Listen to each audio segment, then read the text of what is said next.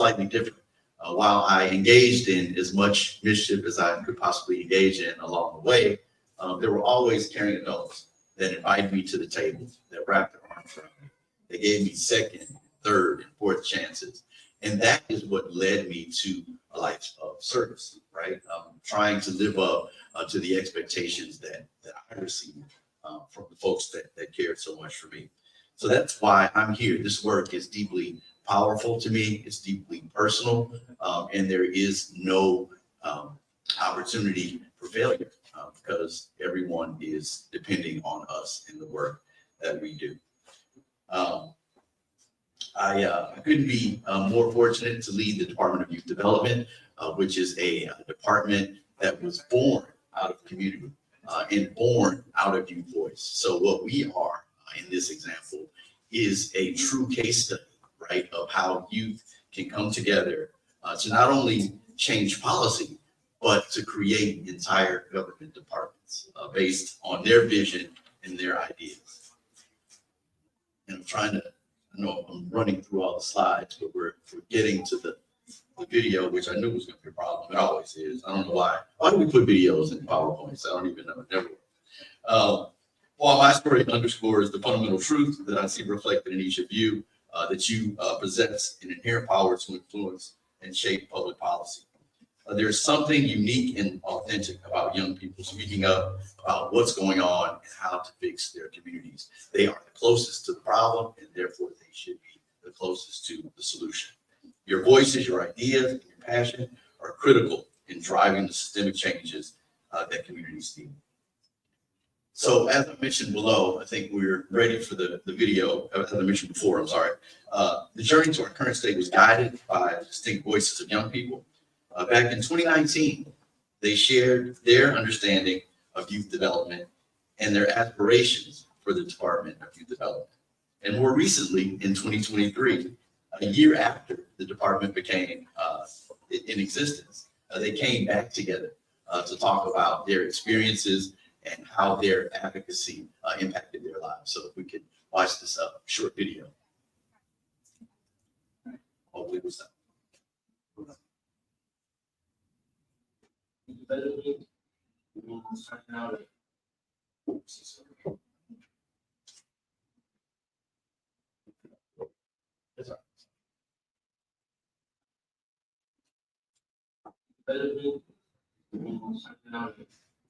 Come from, what culture is, all that, figuring out what we're really good at the work. The youth development needs to be the opportunity and for youth to be able to grow up with experiences that are unique, experiences that allow them to explore their full potential in every area possible.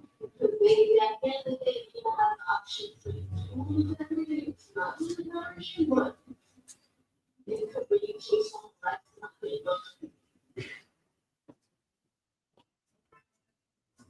Since the 2019 summit, when we got together with all the young people, and at that time, YMD, we have come a long way, and it's just amazing to see where we've come and how the young people that were involved at that time, their work, their commitment has led us to this moment where now we have the Department of Youth Development that is really uplifting and emphasizing youth development in time. An amazing thing for this time. We also very voted in this side and this is real, you know,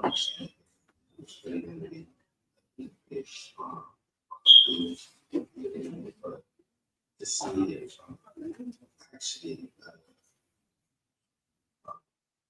we had a lot and actually and something that I just I hear see and I think this is so great on these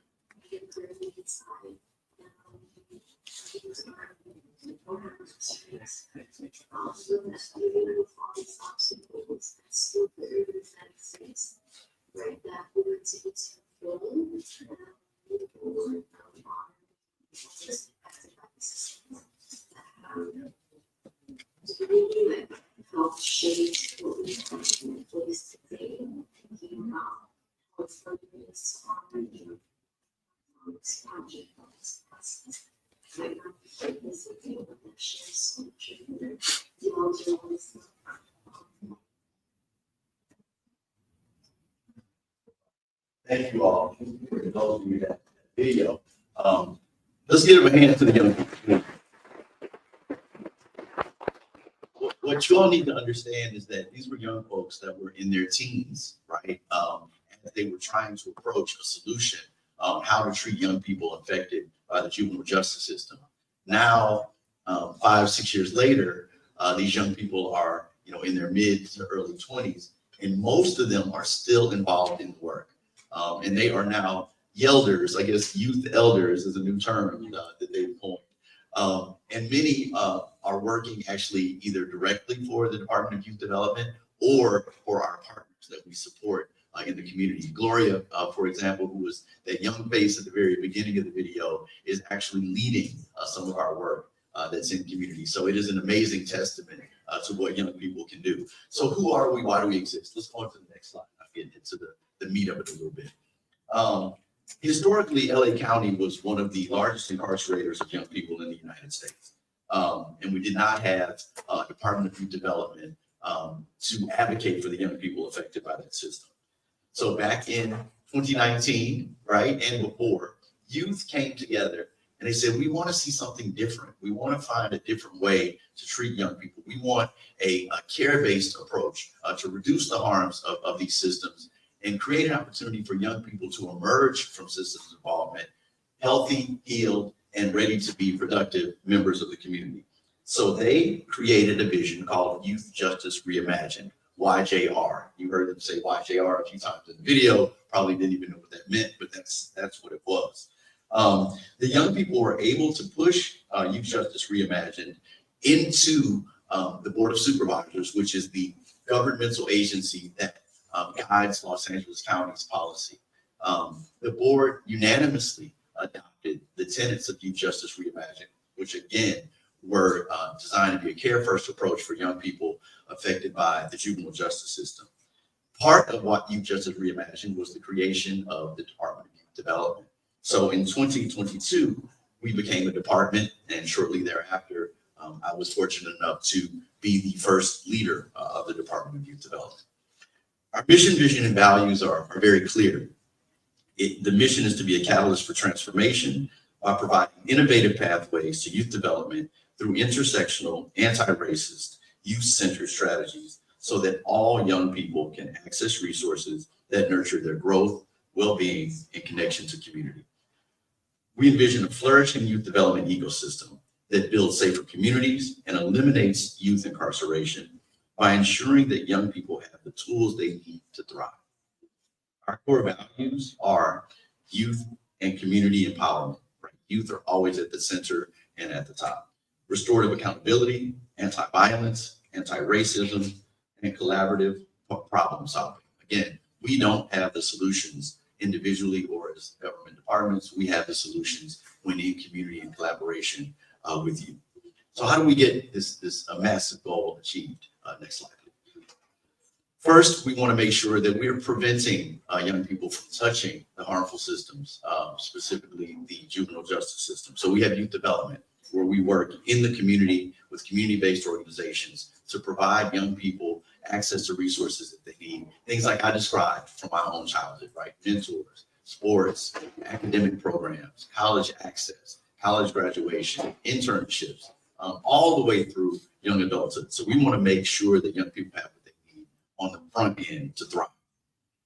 For young people who come into contact with law enforcement, we have what's called diversion, which offers an opportunity for a young person to go through a year-long restorative healing process where they address the root causes behind the reason that they were engaged in negative activity.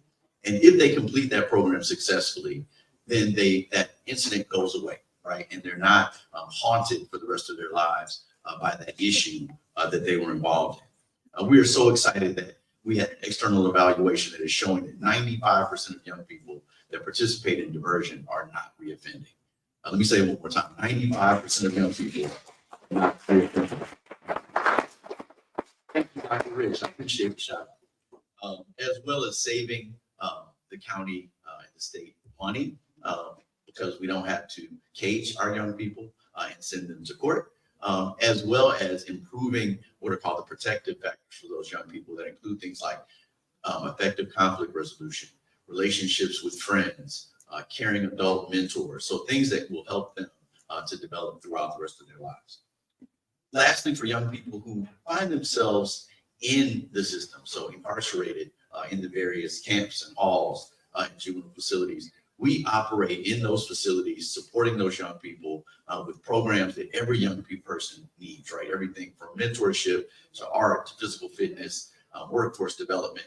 We're there, our staff and our CBOs that we work with are there 7 days a week, making sure that when those young people leave, that they are returning again as healthy individuals prepared to move on with the rest of their lives. We also have services for them when they get home, so we can welcome them back to the community. We are advocating in court to make sure that young people are not incarcerated unless it's absolutely necessary based on their own safety and the well-being of others. And we support all that through research, policy, and innovation. We want to prove what we say through anecdotal stories and examples, but also through data. Again, which is extremely important to the long-term vision. Next slide, please. So we center youth in a bunch of different levels, right? So, kind of at the outermost, I'm gonna go innermost. We have what's called the heart of YJR, the Heart of Youth Justice Reimagined, which is a youth-led space where we bring young people together from across LA County to, again, look at our programs, provide innovative ideas, provide feedback. Sometimes that's positive feedback, and sometimes it's things that we need to change. We want to make sure, again, that young people are driving the initiatives that we seek to implement. We have annual youth summits and events, and I think the video highlights a little bit of that. You can stay on the slide, that's fine. We integrate youth leadership into DYD work, and we don't ask young people to volunteer, right? We are compensating them for their time because we believe that their time is just as valuable as yours or mine. And our ultimate goal is to strengthen youth leadership opportunities countywide, statewide, and in fact worldwide, which is why we are here today. The youth summits actually ensure that youth voice remains innovative, effective, and relevant. We brought together about 700 or so folks at our last youth summit, and I encourage you to participate. It will be in November of this year, and please feel free to take a look at our website for all the dates, etc. It is a free convening that will happen here in Los Angeles.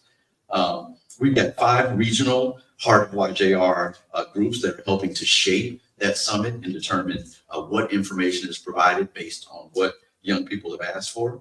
We believe that youth co-design and discussions make the summit much more robust and relatable and enjoyable for the young people that attend. Next slide, please. Building stronger pathways to youth leadership across the county. Again, youth voices ensure our work remains innovative, effective, and relevant. And we want to continue this work, making sure that youth are not only at the table, but leading the table, and at some point replacing me and the folks that I work with their voices. So that kind of concludes my presentation. I will kind of close with just a couple things. Again, your participation in this conference is a testament to your commitment to being an agent for change. As you engage in discussions, share your perspectives, and collaborate over the coming days, Please remember the immense potential that you hold. You're not just the future, as the general counsel said a moment ago. I think you might have seen my notes earlier. You are the present, and your collective action has the power to shape a more just and equitable world, especially at the crossroads that you heard described earlier. I challenge you to embrace that power and let your voices resonate in the halls of decision-making, ensuring a brighter future for generations to come. Thank you.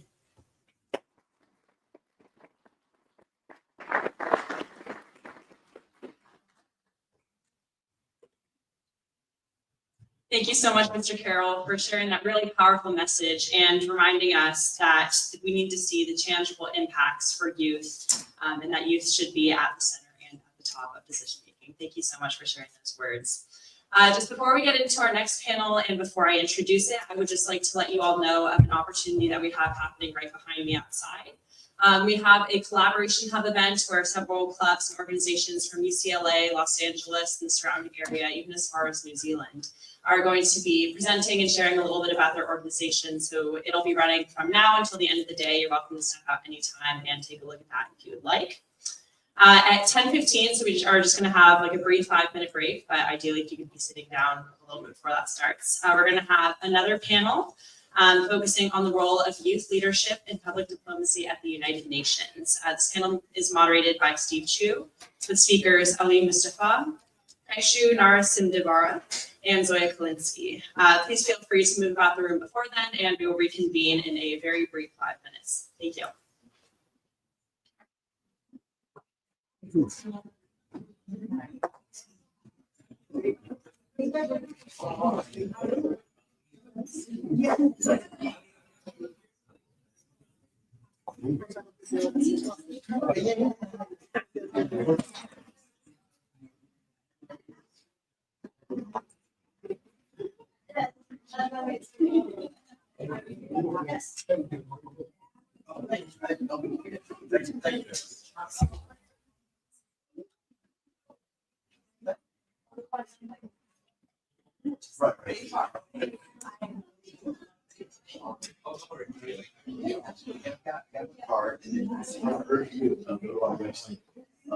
There are lots of opportunities to engage both virtually and so yes.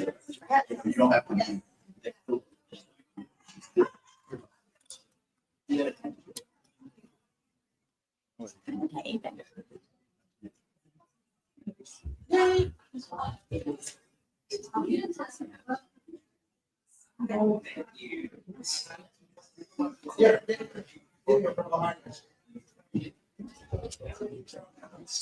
You know what I like? I'm Joe. What I like is your speech. Oh, I'm practicing how to give speech. Oh, so maybe if I can take a bite to learn to be reading your speech, I would appreciate it. Thank you.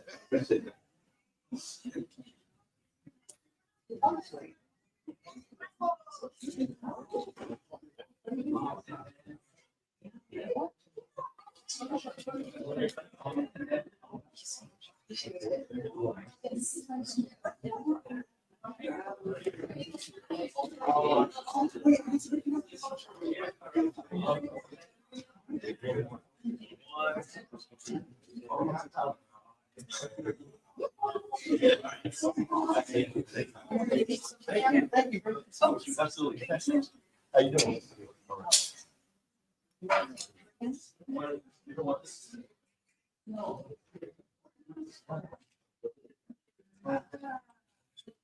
are you from? Okay. Yeah, no. Yes. Good. Oh, wow.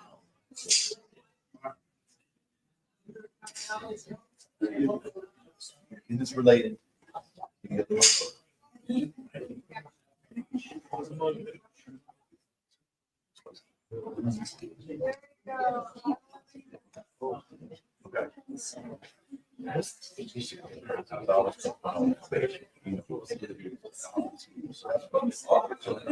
Are you all ready on?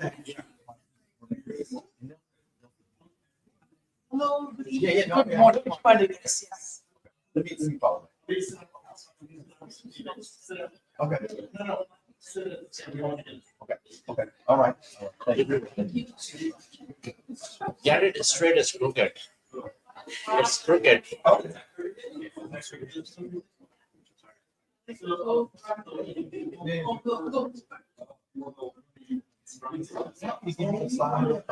I'm not sure. Once you're picking up, I'll leave it. I'm here all day. I'll leave it first. All right, So, see, I hear this. So, what did this shoot up? I'll be worried. So I saved it. Residents. Can you email? I'll be- Sure. I can grab the microphone. Yeah, yeah, there is a system. Okay. How are you? I see you last year. I saw you perform. Yeah. Oh yeah.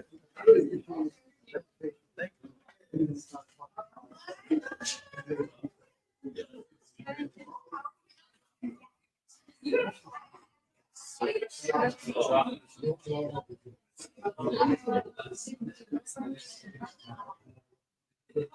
Yelder, right?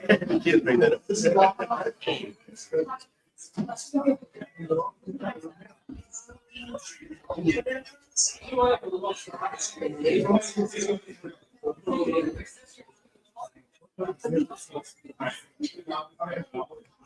Okay, please do it for me.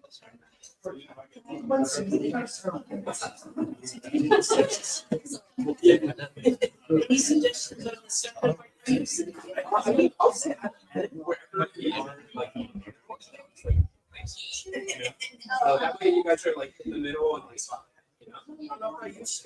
So maybe I'm gonna do, so in the middle, I might shoot on the left and then I'll be right here. That's like, right, someone straight. Yeah. That's.